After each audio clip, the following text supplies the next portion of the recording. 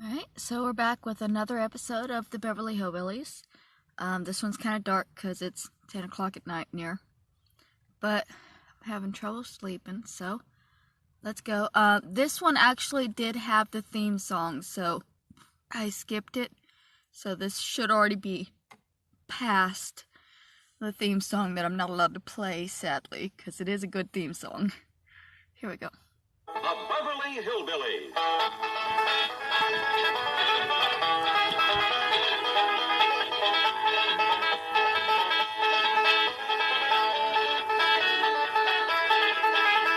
For the next episode, I'll skip past this part as well, because it is the same for every episode. It's a full minute almost of credits that y'all have seen already. Welcome. Howdy. Well now, ain't that handy? That, Paul. Way the road takes a bend in here, runs right by the front door. No, Mr. Clapper, this is your driveway. It goes with the house. Is this thing a high? Oh, yes, indeed. It was built by John Barrymore, one of our finest actors. Pretty fair stonemason, too. Sorry. Well, here we are. I hope you're going to like this place I picked out for you. It may be a trifle larger than what you're used to, but I feel a man with $25 million in my bank should live in a manner that... Come in, this is your home.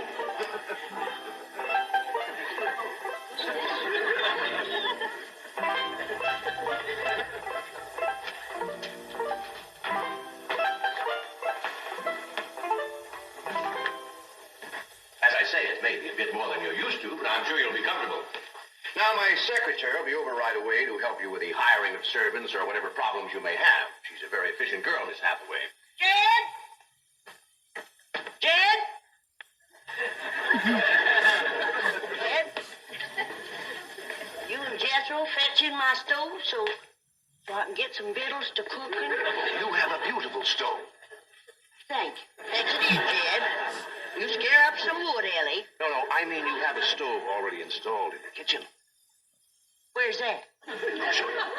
Excuse us. Ellie, you go with Granny. She'll still need you to fetch some wood. Sure, Paul. Uncle Jed, guess what? There's a whole other house up here. Guess you'll come down from there. Like as not, that belonged to somebody else. Here we are. This is your kitchen.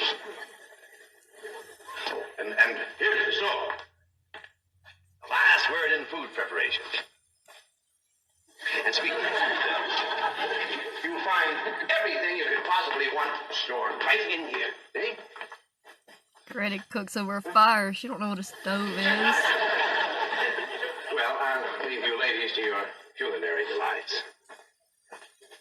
Au revoir. Bon appetit. Talks gibberish. You said a great deal of storing this here stove, Granny.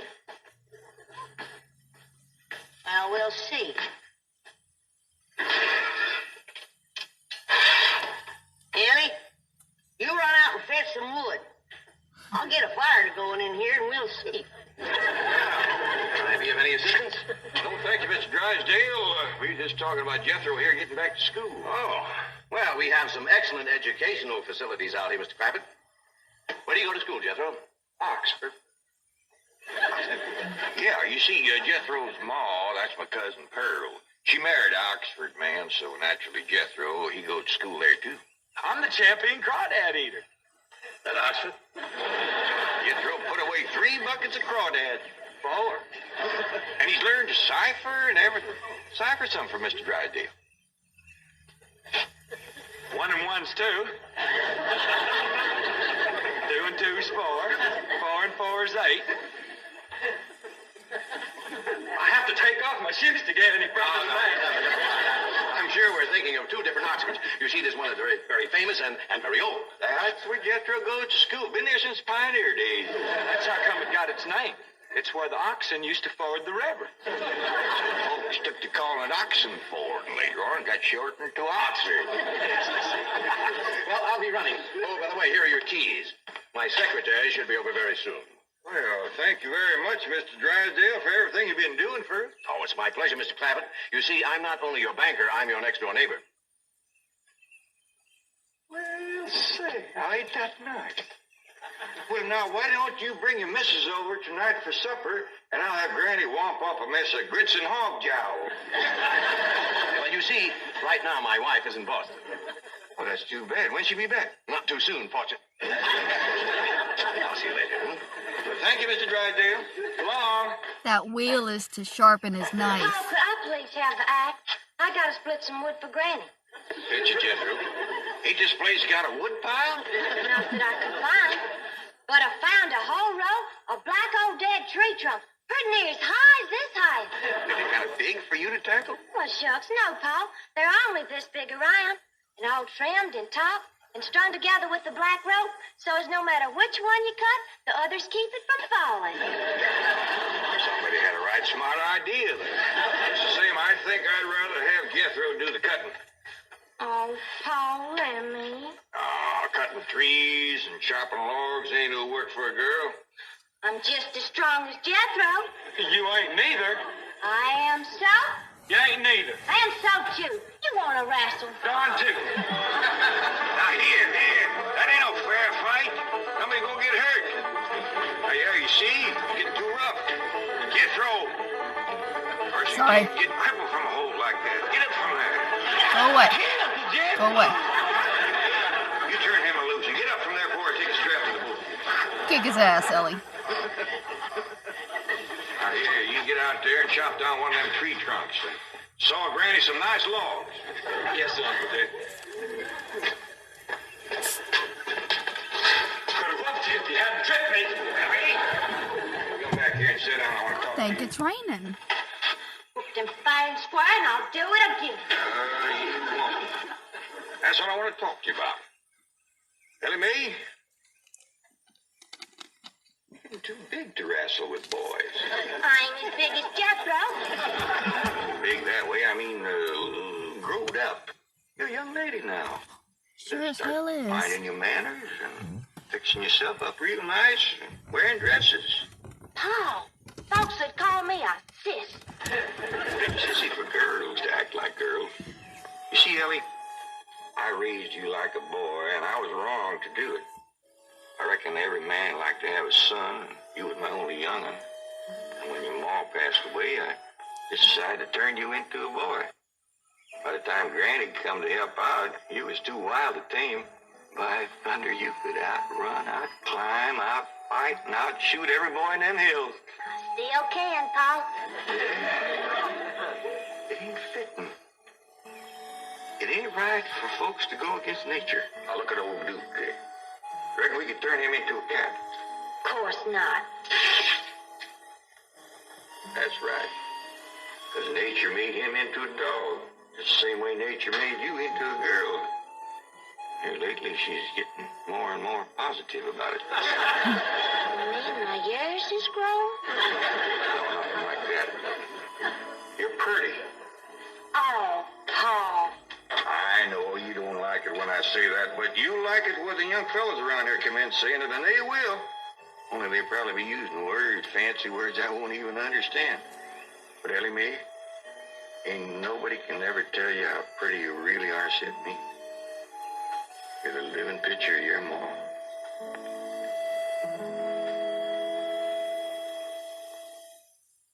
Handy wood, all right. Got a lot of pitch and tar in it. Ought to burn real good. Yeah.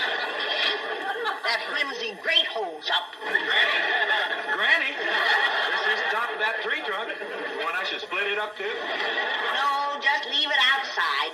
Yes, sir. Telephone pole. Place ain't even got a wood box. Folks don't need much wood out here. Remember what Pearl said? It don't get cold. Yeah, I remember. It might not get cold in the day, but it sure freezes solid at night. How you know? I'll show you how I know.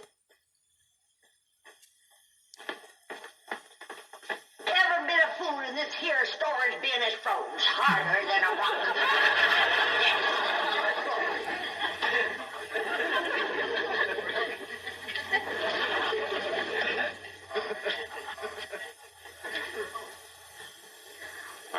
skinned hog.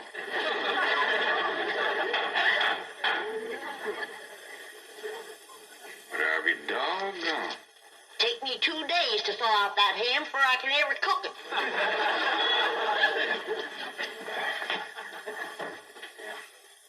People ought to know better than store food up against the north wall. Tomorrow we'll dig us a root cellar and we put all this stuff in it. Jethro, go on out there and catch us a chicken.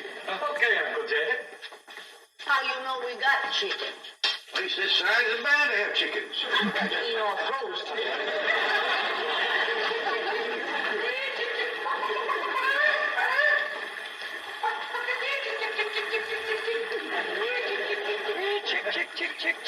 Chick. That's a flamingo. That ain't no chicken.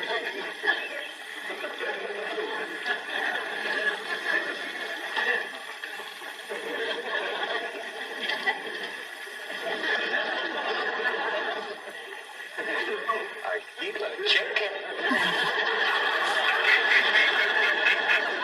Here's that bucket. You want it? You take it, Ellie. See if you can find the creek. I gotta have some water. Pump on this place? It ain't even got a well. Uncle Jed. Yeah, boy. Did you find a chicken? I found something. I ain't sure if it's a chicken, a goose, a duck, or what. Where is it? I couldn't catch it. That thing can outrun a jackrabbit. There ain't no goose or duck. Must be a chicken. If it is, well, I was right about things growing bigger out here. That thing was this high. Chicken? Ah, Jethro. Honest, it's got legs this long. If he's on the drumstick. Drumstick ain't much. Whoever gets that neck is eating from now on. Commences here and runs plumb up to here. You ain't forgot what I said about Granny's jug of liquor. Ain't been at Granny's jug. You have your in first. Honest, cross my heart. Where'd you see this chicken? Down by the cement pond. Cement pond. Uncle Jed, that pond is the fanciest thing you ever did see. Why, they are steps. So's the cattle can walk right down into it and get a drink. And up at one end, there's a lady step. They're made out of rock. And she's a pouring water out of a jar right into that cement pond. Well, that's how come that big old pink chicken to get away from me. Flew right over the top of that there rock lady, landed in that pond, and swam like an otter. Just a flopping big old pink wings and What color did you say that chicken was? it's pink. Ain't I told you that stuff would stunt your growth?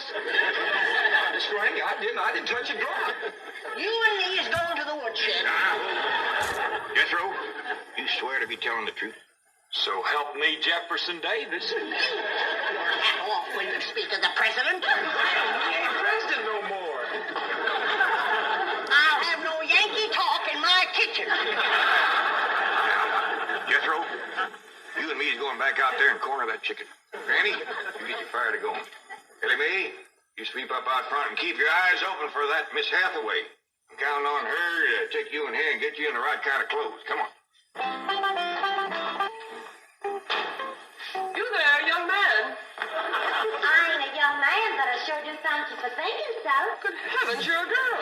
Yeah. I'm Jane Hathaway, executive secretary to Mr. Drysdale. And you, I take it, are a domestic of some sort? Cleaning your housemaid? Just what are your duties with Mr. Clapper? Well, he sent me out here to sweep up, but he said you'd take me in hand and get me in the right kind of clothes and everything. Indeed, I shall. We have a complete servant's wardrobe from chef to chauffeur. Come with me. What in the name of Thomas Chippendale is this? Has Mr. Clapper seen this disgraceful and unsightly mound of debris? Oh, yes, ma'am. This is all his. Oh, what charming antiques. Just like you said, Jethro. Rock lady pouring water into a cement pond. Yes, sir. And over there's where I seen that great big pink chicken. Only thing is, it don't Chicken? sound like a chicken. It makes a kind of hollering noise. He's got a rope as a belt.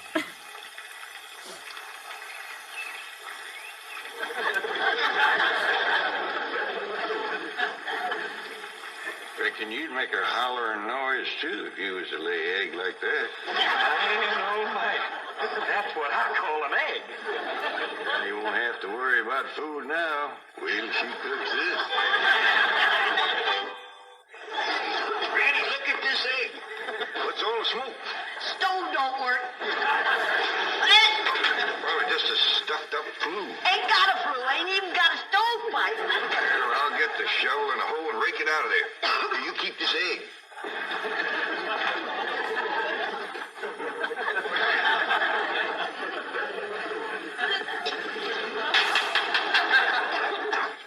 Just like everything else out here.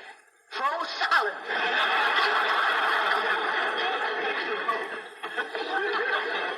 Really, my dear, you look quite charming. Well, I feel like a dead blind Oh. Just a moment. Yes, sir. Now I'll be right back. Oh, that was my Pa. I take it he's a gardener. Oh, yes, ma'am. Pa just can't wait to commence gardening. Apparently. However, as though I admire his enthusiasm, I must forbid him access through the main entrance. Now, tell me about the rest of the staff. Is there a chauffeur? A what? Someone who does the driving. Oh, yes, ma'am. That's Jethro. Of course, I don't reckon he can stay around very long. He's got to get back to Oxford and go to school. Oxford? He attends Oxford University? Well, he just calls it school. Pa went to school there, too. Oh, yes. Old school time. Great pride, those Oxford men. Sorry I couldn't stop before. Granny was having trouble in the kitchen. Pa, do I have to wear this here stuff that Miss Hathaway... No, there can be no appeal from Mr. Clampet's orders. Thank you, ma'am. Glad to see you taking the firm hand. Ellie Mae, that's right pretty. Makes you look taller. She got me walking on pegs. Well, run in and show Granny. And get rid of those old clothes, dear. Meemaw had me wearing high heels when I was like 3. I Granny, hated I them. presume, is the cook. Yes, ma'am, but she ain't too happy about it right now. I shall deal with her directly. Now, let's see. Maid, gardener, cook, chauffeur. Oh, I understand Jethro is an Oxford man. You bet he is. I'm quite anxious to meet him. Don't blame you. Fine-looking young feller. Single, too. And he's on the lookout for a girl. I'm only interested in the intellectual rapport which I would naturally have with an Oxford man. I presume you went to Eton as a boy. If I know Jethro, he went to Eton the minute he was born. Yes, of course. I suppose his father matriculated him. I kind of think maybe it was his mom. No matter. At any rate, he's an Eton man. That he is. Matter of fact, Jethro won the Eton championship. How marvelous. What was he champion of? Eton.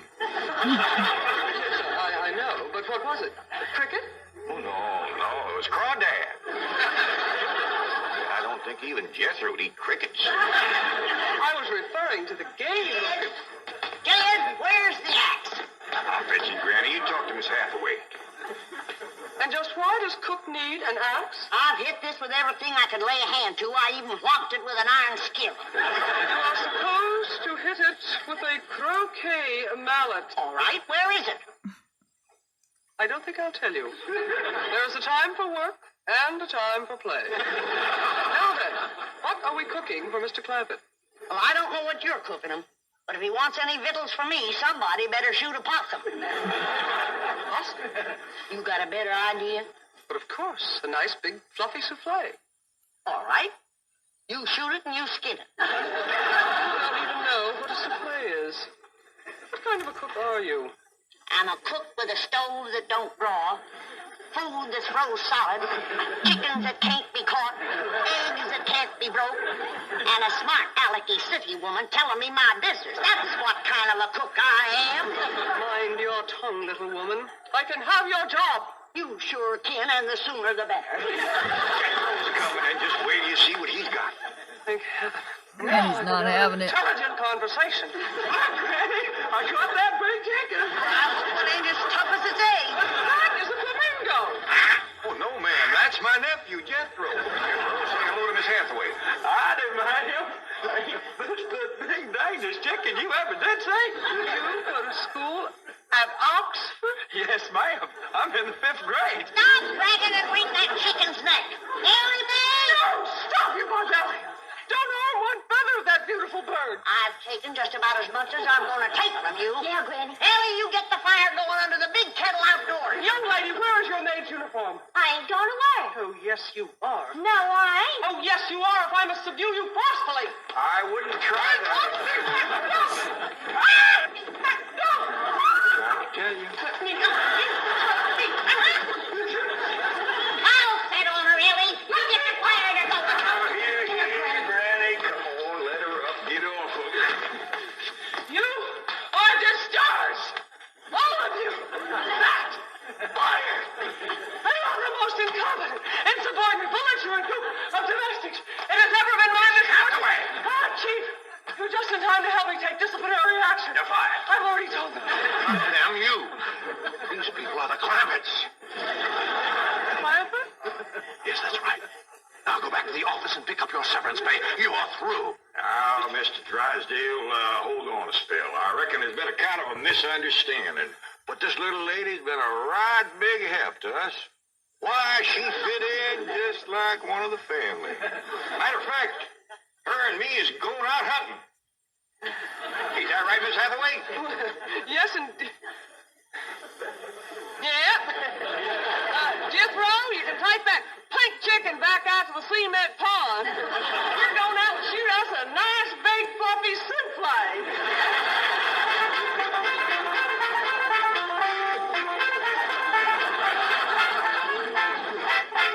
Adapt. Miss Hathaway is good at adapting. Okay, so that's the end of the second episode. I can't play it no further because they're going to get into the theme song, which is copyrighted. That's that. I will probably be doing another episode fairly soon. I don't know. Maybe right after this one. I haven't decided if I feel like watching another episode or playing some Earthbound. I'm kind of confused on the Earthbound, and it's not drawing me in as much. I spent about 3 hours today playing Secret of Evermore and watching Rick and Morty. At the same time, I turned the sound off on the game and had Rick and Morty in a smaller screen. So I gotta get into Earthbound, I guess. I'm assuming it gets better once you like team up with the people that I named, because I named a bunch of people and I haven't met them yet. So I'm assuming it's gonna get better, but right now I'm really not that into it. But I will try to put in some more effort for it soon.